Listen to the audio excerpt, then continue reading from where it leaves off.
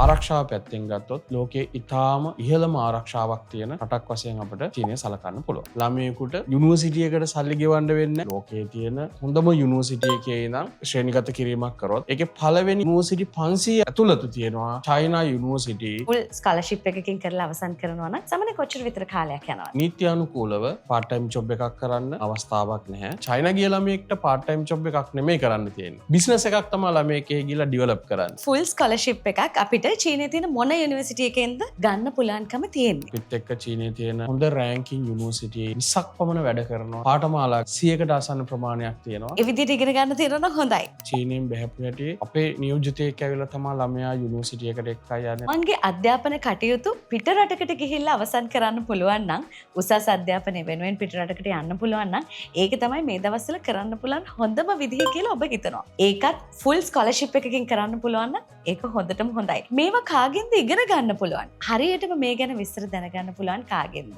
මේ ගැන හරියටම ඔප්පු කරපු පිටරට ගිහිල්ලා අධ්‍යාපනය හදාරන්න පුළුවන් කියන කතාව යථාර්ථයක් බවට පත් කරපු Rajagiriya visa house private limited වෙතින් අද දවසේ මේ පිළිබඳව ඔබත් එක්ක කතා බහ කරන්න අපි සූදානම්ෙන් ඉන්නවා. චීනය ඔබ රටක් විදිහට උසස් අධ්‍යාපනය වෙනුවෙන් තෝරගත යුත්තේ ඇයි? මේ ගැන කතා කරන්න වීසා හවුස් ආයතනයේ තවත් අධ්‍යක්ෂවරයෙක් වන වසන්ත ජානක මහත්මයා මගෙත් එක්ක ඉන්නවා. එතුමාගෙන් අහලා බලමු චීනයට ගිහිල්ලා කොහොමද ඔබේ උසස් අධ්‍යාපන කටයුතු සාර්ථකව නිම කරගන්නේ කියලා. ආයුබෝවන් ඔබතුමාට. ආයුබෝවන්. හැමෝම කතා කරනවා ෆුල් ස්කෝලර්ෂිප් ප්‍රෝග්‍රෑම් කියලා. ඇත්තටම මොකද්ද මේ ෆුල් ස්කෝලර්ෂිප් ප්‍රෝග්‍රෑම් එකක් කියලා කියන්නේ? මම අහලා තියෙනවා ගොඩක් අය කියනවා ෆුල් ස්කෝලර්ෂිප් ප්‍රෝග්‍රෑම් එකක් කියලා. ඇත්තට මේ මොකක්ද?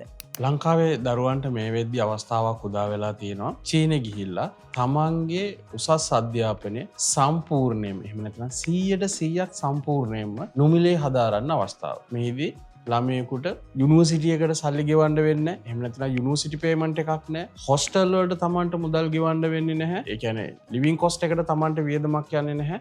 ඒත් එක්ක තමන් හරියට එහි ගිහිල්ලා අධ්‍යාපනය හදාරනවා නම් තමන්ට බර්සරි එකක්. එහෙම නැත්නම් අපි කියනවා ඒගොල්ලන්ට ජීවත් වෙන්න අවශ්‍ය කෑම බීම ගන්න අවශ්‍ය මුදලකොත් චයිනා යුනිවර්සිටි වලින් එහෙම නැත්නම් ඒ තමන් ඉගෙන ගන්න යුනිවර්සිටි එකකින් ලබා දෙනවා කිව්වොත් ඔයගොල්ලෝ පිළිගන්නවද? ඒක අපි රාජගිරියේ තියෙන වීසා හවුස් එකෙන් අපි ඒක ඔයගොල්ලන්ට කරලා දෙනවා. තමන්ගේ උසස් අධ්‍යාපනයට බැචලර් ඩිග්‍රී එකක් කම්ප්ලීට් කරන්න පුළුවන්, මාස්ටර් එකක් කම්ප්ලීට් කරන්න පුළුවන්, PhD එකකට යනවා නම් තමන්ට පුළුවන් එහෙ ගිහලා නොමිලේ අධ්‍යාපනය හදාරන්න.